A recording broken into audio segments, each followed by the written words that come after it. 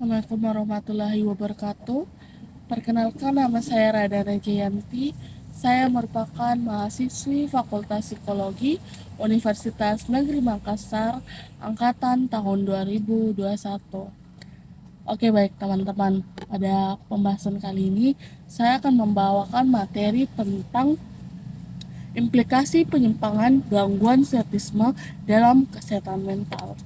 Oke, kita masuk ke pengertian penyimpangan seksual. Nah, penyimpangan seksual adalah permasalahan yang menjadi problem sosial di masyarakat. Permasalahan penyimpangan seksual yang dialami oleh beberapa korban seringkali tidak melakukan pelaporan ataupun pembelaan, serta menganggap penyimpangan seksual menjadi sesuatu yang biasa dan wajar terjadi, bahkan sering ditutup-tutupi oleh pelakunya.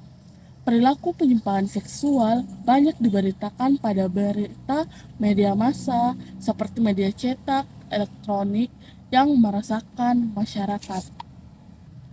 Nah, salah satu perilaku penyimpangan seksual yang akan kita bahas kali ini adalah yang terjadi pada kasus fetis. Fetisme adalah bentuk penyimpangan seksual dengan menggunakan benda seks seperti pakaian dalam, sepatu, kaos kaki, atau lainnya guna mencapai kepuasan seksualnya menurut Hidayat dan Ulia pada tahun 2015. Orang dengan parafilia fetis atau fetisme terkuasai oleh suatu objek dan menjadi ketergantungan pada objek ini untuk mencapai kepuasan seksual. Orang tersebut telah menyukai hal tersebut daripada mempunyai intimasi seksual dengan pasangan. Nah, itu menurut pendapat dari Syafi'i pada tahun 2014. Nah, adapun gejala dari khusus fetis antara lain adalah memiliki fantasi seksual secara berulang atau intens, mempunyai dorongan seksual atau sikap yang melibatkan penggunaan benda mati selama setidaknya 6 bulan, juga memiliki fantasi, dorongan seksual, atau perilaku yang menyebabkan tekanan yang signifikan klinis atau penurunan fungsi sosial, pekerjaan, ataupun fungsi lainnya. Gejala lainnya dari penyimpangan seksual adalah dalam bentuk fetis ini yang berkaitan dengan kesehatan mental pelakunya.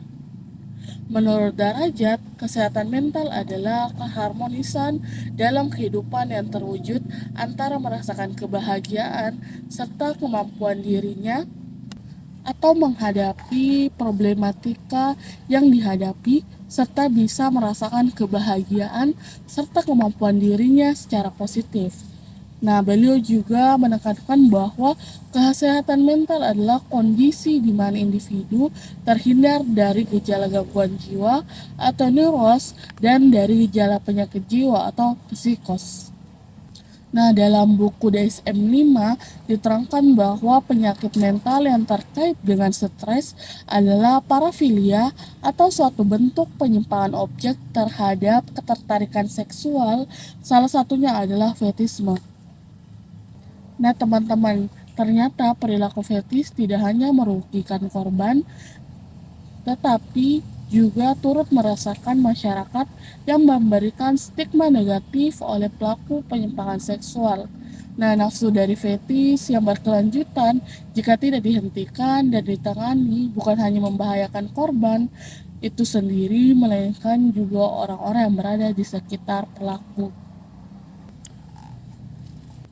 Ternyata penyebab terjadinya penyimpangan seksual ini bersifat psikologis atau kejiwaan, seperti pengalaman sewaktu kecil dan traumatis, kemudian juga bisa dari lingkungan, pergaulan, dan adanya proses belajar seksual. Selanjutnya dari faktor genetik seperti wanita yang memiliki hormon laki-laki lebih dominan dari hormon wanitanya dan begitu pun sebaliknya. Untuk lebih rinci lagi pengertian tentang fetisme, maka akan saya menyebutkan keadaan di mana seseorang itu memiliki ketertarikan tertentu yang mengarah pada kepuasan seksual. Kepuasan seksualnya ini lebih kepada suatu objek tertentu seperti benda mati ataupun bagian tubuh tertentu, dan keadaan ini biasanya lebih banyak ditemukan pada pria dibanding wanita. Perilaku fetisme termasuk dalam salah satu penyimpangan seksual.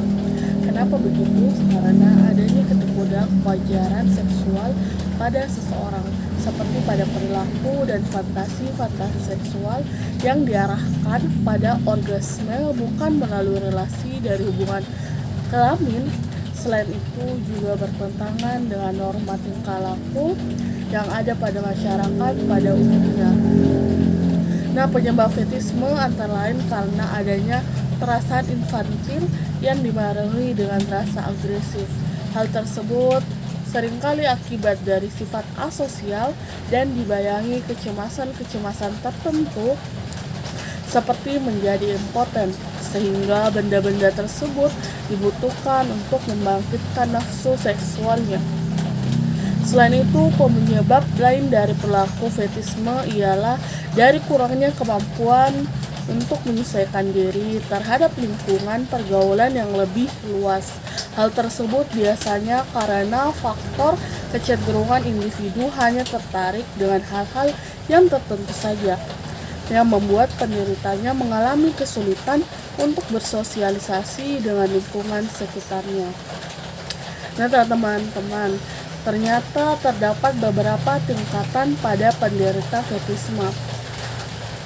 Yang pertama itu tingkatan pemuja atau admirer, yang kedua tingkatan pecandu atau addict, yang ketiga fetisme tingkat menengah, yang keempat fetisisme tingkat tinggi, yang kelima fetistic moderate. Nah, kita masuk ke studi kasus atau contoh kasus dari perilaku fetisisme ini. Belakangan, istilah fetis ramai diperbincangkan kembali setelah munculnya kasus-kasus fetis yang beredar dan ramai di media sosial.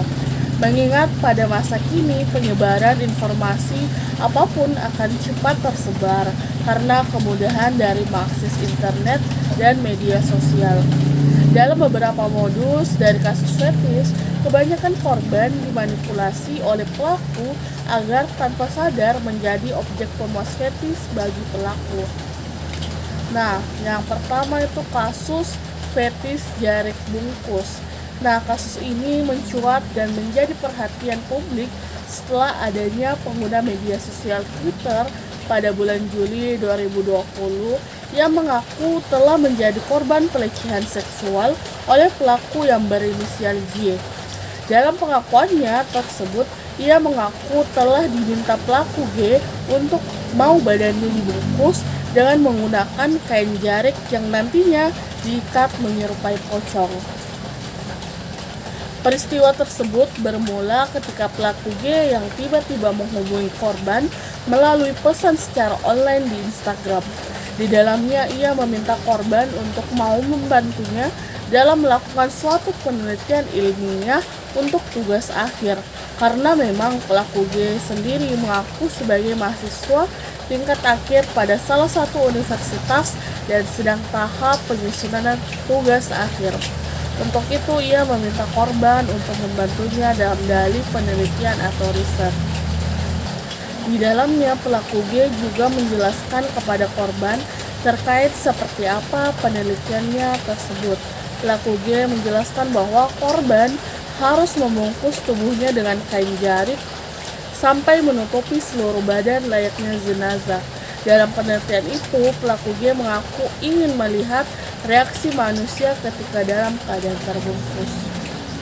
Setelah kejadian tersebut, sebenarnya korban ini tidak sadar, tetapi setelah dia menceritakan kejadian tersebut ke temannya mengatakan bahwa itu merupakan suatu contoh kasus fetis, dan korban tersebut membaca artikel yang telah beredar di internet.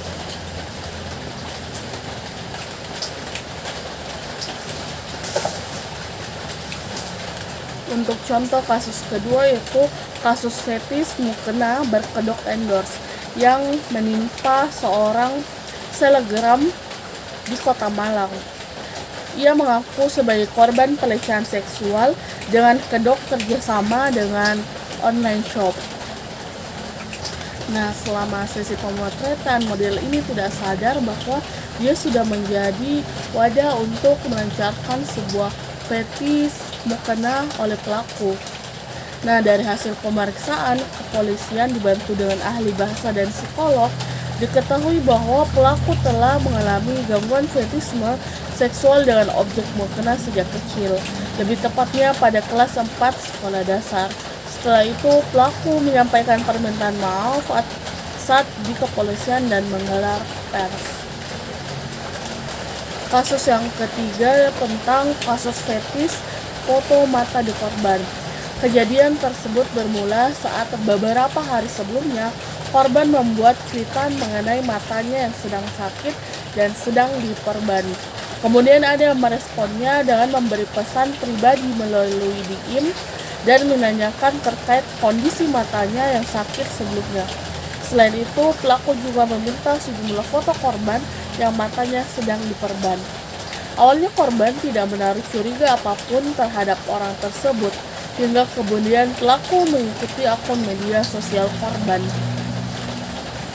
Saat korban melihat akun Twitter pelaku, dia melihat banyak sekali akun yang tidak senonoh, uploadan yang sangat seksi, dan itu mengganggu korban sehingga korban ini juga menghubungi korban lainnya untuk memastikan hal tersebut.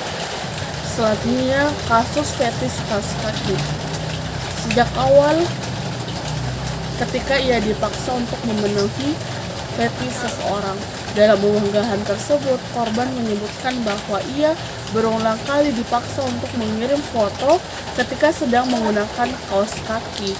Korban berkata bahwasannya pelaku merupakan salah satu seorang kenalannya. Lanjut, kasus fetis serbet dapur. Nah, kasus fetis ini hampir sama dengan kasus fetis orang yang memakai mukena.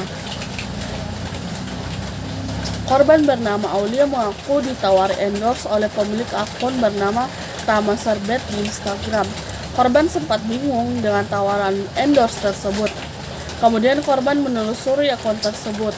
Namun hal yang mengejutkan didapati oleh korban, di mana pada tampilan feed pelaku banyak memasang foto kepala yang terbungkus kain serbet dalam berbagai warna. Dan yang terakhir kita masuk ke penanggulangan. Adapun penanggulangan serta terapi yang diberikan berupa pendidikan seks tidak otoriter dengan diri, sugesti, serta kepasrahan dalam doa. Itu saja yang bisa saya sampaikan. Saya tutup dengan kata wabillahi taufiq wal hidayah. Wassalamualaikum warahmatullahi wabarakatuh.